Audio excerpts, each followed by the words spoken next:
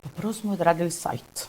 Sajt je bio nešto bez čega se ne može, ni tada, naročito sada.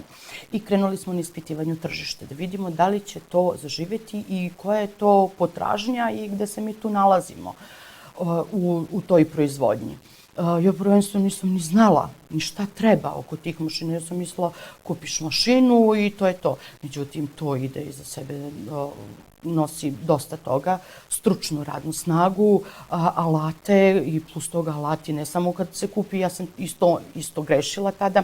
Mislila sam ako se kupi taj jedan alat, to je alat za sve i svašta. Međutim, svaki alat je za poseban materijal i za posebne stvari šta se radi. Prvo kad smo krenuli istraživanje tržišta, ja sam znala da mi novac za tako nešto nemamo. Da bi angažovali profesionalnu marketinšku agenciju, naročito kad sam videla koliko košta, sam rekla pa to mi je malo mnogo za nas i krenuli smo sami. Napravili smo sajt kada uopšte nismo imali ni jednu mašinu. I onda sam ja vodila ručnu evidenciju da vidimo koliko je bilo gledanost sajta, od te gledanosti koliko nas ljudi kontaktiralo, koliko nas je pozvalo telefonom, koliko ljudi je poslalo mail i tako da sam videla da ima tu potražnje.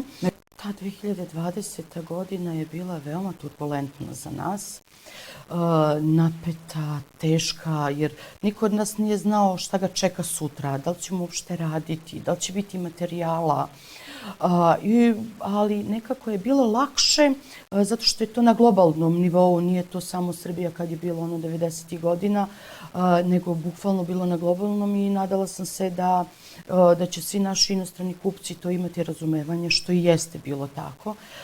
Morali smo brzo da se orijentišemo, da radimo delove, bukvalno šta nam se traži. A teško je bilo i sa transportom i sa uvozom sirovina?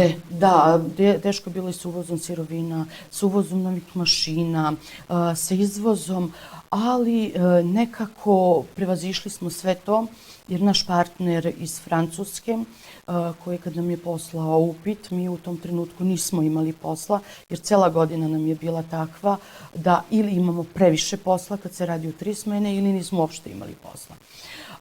Naš partner koji je iz Francuske, kad nam je poslao upit, kad smo mi videli da to pokrivamo maltene pola godine, odmah smo se preorijentisali i počeli smo da radimo delove za medicinsku industriju, to jest delove za laboratorije za ispitivanje koronavirusa. Rast je te 2020. godine bio svega nekih 10%. Ja sam planirala da to bude i više, međutim i s ovim sam zadovoljna. U tom trenutku je bilo samo da se opstane.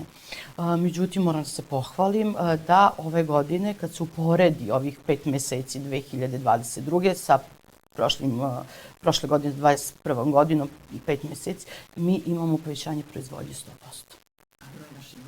A broj mašina se povećao. Mi još te 2020. godine smo kupili još 5 mašina, prošle godine je, tako da sada imamo 20 mašina. To su i nove mašine? Da, to su sve. I menjali smo ove stare, smo menjali sve da bismo kupovali mlađe mašine koje su i brže i ispravnije i za koje možemo da budemo konkurentni na tržištu.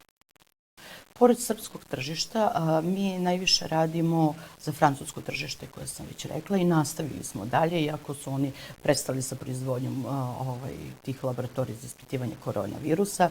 Prešli su da rade nuklearna postrojenja, za koje smo i nastavili rad, tako da sad radimo delove za nuklearna postrojenja, a samim tim došli smo i do novih klijenata, na primjer, da baš dosta radimo za holandsko tržište, za austrijsko tržište i za slovenačko tržište. Imamo još dosta toga što trebamo da odradimo i nadam se da ćemo i odraditi.